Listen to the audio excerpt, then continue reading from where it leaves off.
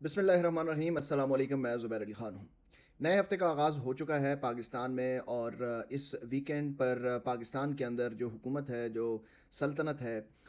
उसके और अवाम के दरमियान जो है वो एक बहुत बड़ा खला और तज़ाद देखने में आया कि किस तरीके से जो हुक्मरान तबका है वो अपनी अय्याशियाँ, शाखर्चियों और ढोल की थाप के ऊपर रक़्स करते हुए नज़र आ रहे हैं। और दूसरी तरफ जो आवाम की इस वक्त बादशाह साहब की रियाया है, वो रियाया जो है वो बेचारी पेट्रोल की जो बढ़ती हुई कीमतें हैं उसका रोना रो रही थी। कोई गरीब जो है वो परेशान था कि उसके बच्चे की स्कूल की फ़ीस अदा नहीं हुई। कोई इस बात को लेकर परेशान था कि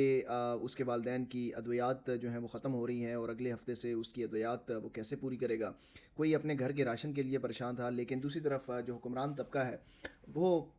जश्न मना रहा था और ये जश्न जो है वो मार्का हक़ के ऊपर था। वफाकी हुकूमत का हर वज़ीर जो है वो इस जश्न में अपनी अपनी ख़िदमात पेश कर रहा था। वज़ीर आज़म से लेकर छोटे से छोटे वज़ीर तक, और फ़ील्ड मार्शल आसिम मुनीर साहब को इसका क्रेडिट भी दे रहे थे। यकीनी तौर पर यह पाकिस्तान का एक बहुत बड़ा जश्न था, कामयाबी थी। और दूसरी तरफ इसमें पाकिस्तान फ़ज़ाइया ने भी अपने खूब करतब दिखाए, जहाज़ उड़ाए, और इन जहाज़ों में जो पेट्रोल डलता है वो जो है यकीनी तौर पर बचाया जा सकता है। और ये सिर्फ ऑप्टिक्स होती हैं कि आवाम का एहसास हो, आवाम को ये फ़ील हो कि जो हमारे हुक्मरान हैं उनको हमारा एहसास है। लेकिन मेरा ख़्याल है कि इस वक्त आवाम को इस वक्त एहसास नाम की किसी शय से आ रही हैं, और उनका एक ही मकसद है जो वफाकी वज़रा भी ये कह रहे हैं कि किसी तरीके से आवाम के जेबों से टैक्स निकालना है, उनकी जेबों से पैसे निकालने हैं और कौमी ख़जाना भरना है। तो ये एक बहुत बड़ा तज़ाद जो है वो देखने को मिला। और इस तज़ाद में तमाम लोग जो हैं वो बढ़ चढ़ कर हिस्सा ले रहे थे। वफाकी वज़रा की अगर स्टेटमेंट देखें तो बड़ी बेहिस्सी के साथ और बड़ी बेदर्दी के साथ वो ये कह रहे थे कि अगर लोग जो हैं वो टैक्स नहीं भरेंगे तो फिर आवाम के ऊपर पेट्रोलियम लीवी का जो बोझ है वो तो बढ़ाया जाएगा। कुछ फैक्ट्स एंड फिगर्स जो हैं वो आपके सामने रखेंगे कि इस वक्त किस तरीके से पाकिस्तान जो है वो डिफ़ॉल्ट कर चुका है, और पाकिस्तान के अपने वफाकी वज़रा जो हैं वो इस बात को तस्लीम कर रहे हैं। और अब जो हुकूमत के अपने घरों से अंदर से आवाज़ें आना शुरू हो चुकी हैं। लेकिन इस सारी मुद्दे को बयान करने के बाद हम ये भी सवाल पूछेंगे कि जहाँ पर फ़ील्ड मार्शल आसिम मुनीर साहब बहुत सारी चीज़ों का क्रेडिट लेते हैं, वफाकी वज़रा टीवी पर आकर ये बात करते हैं कि हम शहबाज शरीफ और फ़ील्ड मार्शल आसिम मुनीर के अदना से कारकुन हैं। वो पेट्रोलियम वज़ीर के स्टेटमेंट आपने सुनी होगी। शहबाज शरीफ साहब भी फ़ील्ड मार्शल को क्रेडिट देते हैं। तो फिर जब पाकिस्तान डिफ़ॉल्ट कर चुका है, पाकिस्तान की मईशत जो है वो इस नहज तक पहुँच चुकी है, तो उसका ज़िम्मेदार कौन होगा, उसका ज़िम्मेदार किसको ठहराया जाएगा? ऐसा नहीं हो सकता कि उसका ज़िम्मेदार जो है वो शहबाज हुकूमत या आसिफ जरदारी या वफाकी जो सियासी जमातें हैं उनके ऊपर डाल दिया जाए, और तमाम जो इतनी भी कामयाबियां हैं वो इस्टेब्लिशमेंट जो है वो अपने पल्ले में डाल दे। नहीं, ऐसा तो मुमकिन नहीं है। ज़ाहिर है कसूरवार तो जब क्रेडिट लेने वाले हैं, और पूरा बच्चा बच्चा जानता है, मुल्क जानता है, पूरी दुनिया जानती है कि इस हुकूमत के पीछे कौन है और पाकिस्तान में इस वक्त करता धरता कौन है। जब फील्ड मार्शल आसिम मुनीर साहब शहबाज शरीफ को ये पैगाम देते हैं कि ख़ुद ही शहबाज शरीफ साहब ने ये खिताब के दौरान कहा कि ईरान का जवाब आ गया है और अमेरिका का भी जवाब आ गया है, इस तरह की गुफ्तगू करते हैं, और वो पैगाम जो है वो वजारत ख़ारजा को नहीं आता, बल्कि वो पैगाम जो है वो अस्करी क़यादत को आता है। तो फिर ज़ाहिर है जो मईशत है उसकी ज़िम्मेदारी भी अस्करी क़यादत के ऊपर ही होगी, उन्हीं के ऊपर ज़िम्मेदारी होगी, उन्हीं से सवाल पूछना होगा। क्योंकि SIFC और मईशत को बेहतर करने का टास्क भी इन्होंने ही संभाला था। और ये जो हुकूमत थी ये यही दावा करती थी कि हमने पाकिस्तान को डिफ़ॉल्ट होने से बचा लिया है। लेकिन अब इसी हुकूमत के जो वज़रा हैं वो डिफ़ॉल्ट होने का ख़ुद ज़िक्र कर रहे हैं। पहले मैं आपको बताऊं कि पाकिस्तान डिफ़ॉल्ट कैसे हुआ है, इसकी क्या वजूहात हैं। तो पहले आप वजूहात तो खैर आप सब जानते हैं, मैं क्यों कह रहा हूँ कि पाकिस्तान डिफ़ॉल्ट कर चुका है। अगर आप किसी भी मुल्क की बैंकरप्सी या डिफ़ॉल्ट की डेफिनेशन के ऊपर जाएँ तो डिफ़ॉल्ट का मतलब ये है कि उस मुल्क की जो ख़जाना है, जो ट्रेजर्स हैं, उसमें इतने रिज़र्व्स मौजूद नहीं हैं कि वो अपने अखराजात जो हैं वो रोज़मर्रा के वो पूरे कर सकें, और उस रिज़र्व ना होने की वजह से इकॉनमी जो है वो श्रिंक कर जाती है, और जो करेंसी है ऊपर करेंसी डी वैल्यू हो जाती है, और उसकी वैल्यू नहीं रहती, उसकी वैल्यू मुसलसल गिरती रहती है। ये इंडिकेटर्स हैं बहुत बड़े उन तमाम चीज़ों के जो दिवालिया हो जाता है। और फिर जब आप कहते हैं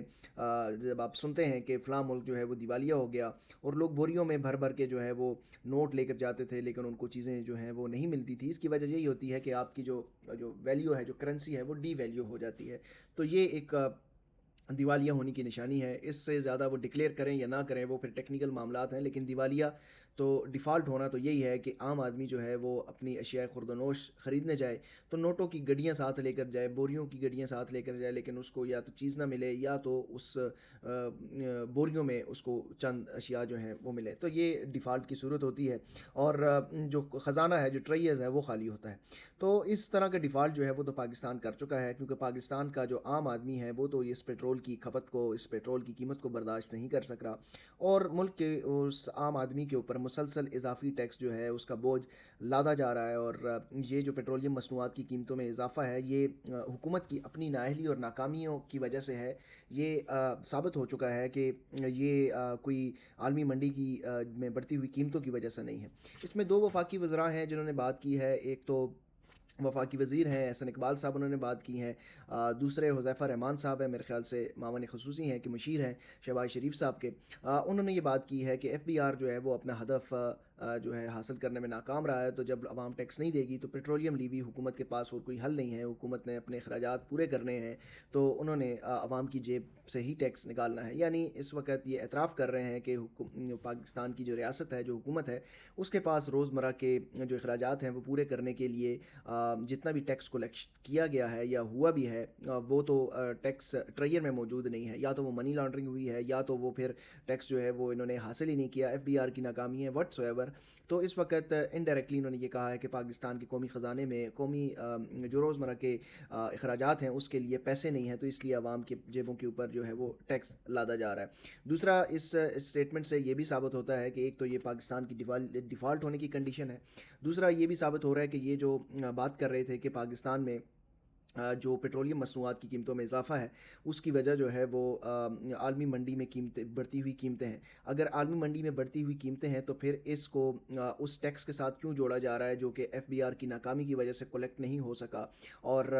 یہ دعویٰ کر رہے ہیں کہ جو دیگر ٹیکسز ہیں وہ نہیں لوگوں نے ٹیکس ایویژن کی ہے، تو اس لیے عام آدمی کے اوپر یہ بوجھ ڈالا جا رہا ہے۔ تو یہ ایک تو اعتراف ہے ان وفاقی وزراء کی جانب سے، دو اپنے متضاد بیانات کی وجہ سے۔ یہ بیانیہ تو خیر پہلے بھی کوئی خرید نہیں تھا رہا، لیکن اب یہ چیزیں بھی سامنے آ چکی ہیں کہ یہ جو عالمی منڈی میں قیمتیں ہیں اس کی وجہ سے عوام کی جیبوں پر ڈاکہ نہیں ڈالا جا رہا، بلکہ اس وقت یہ جو حکومت کی نااہلی ہے یا جو معاشی پالیسیاں ہیں یا جو اس وقت ایف بی آر ہے وہ اس کی ناکامی کی وجہ سے پاکستان کی عوام جو ہے وہ مشکلات کا شکار ہے۔ اس کا کوئی بھی تعلق نہیں ہے انٹرنیشنل جو آئل مارکیٹ ہے اس کی پرائزز سے۔ دوسری امپورٹنٹ چیز جو ہے وہ یہ ہے کہ خلیق کیانی صاحب جو ڈان نیوز کے رپورٹر ہے، اکانومی کو کور کرتے ہیں، اکانومی کے بڑے چند ہی رپورٹر ہیں جو کہ بڑے ہی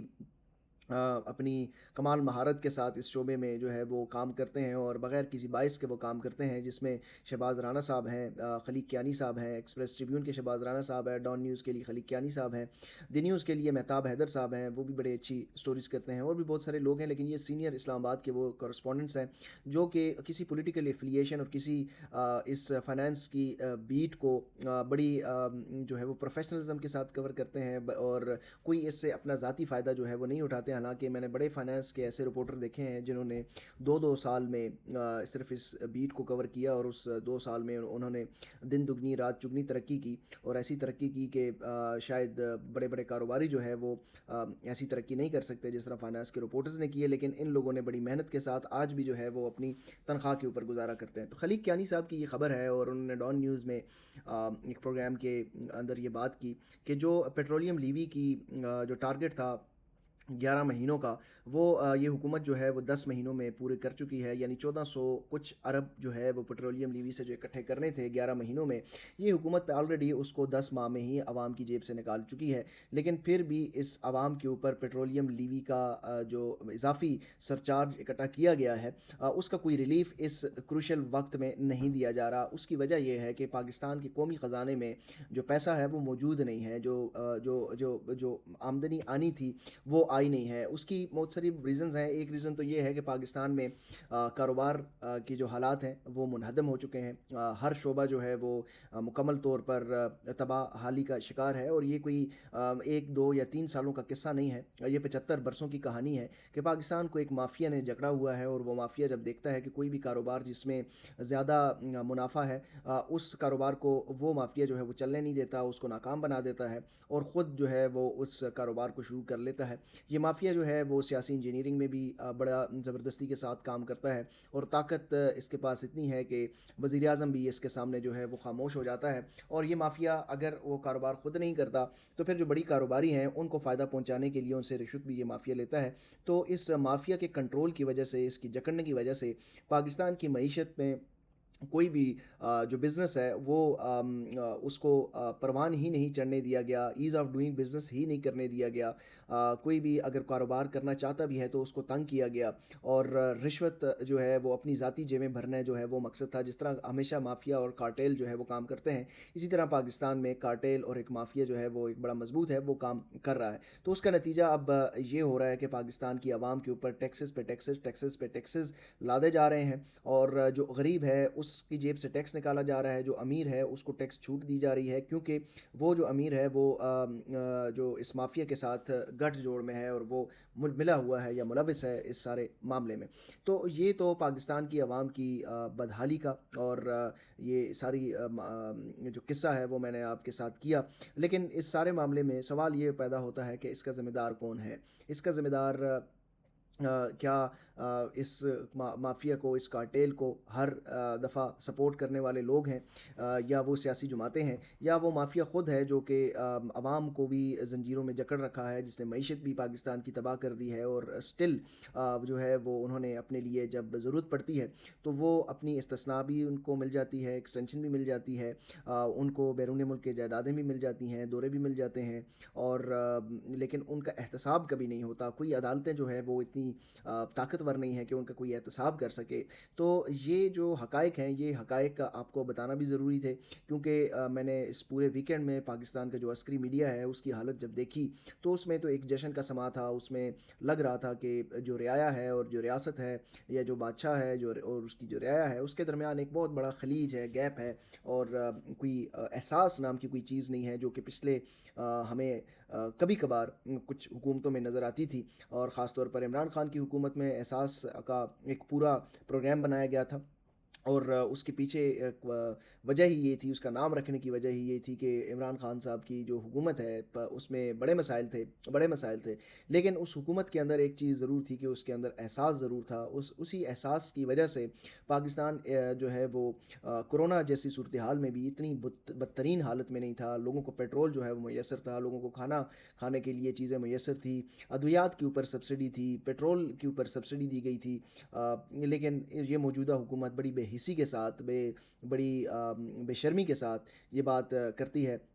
کہ عوام ٹیکس نہیں دیں گے تو پھر ہم غریب عوام کے اوپر پیٹرولیم لیوی بڑھا دیں گے۔ یعنی اس وقت اس عوام کا بس اگر چلتا ہے تو وہ صرف اس غریب لوگوں کے اوپر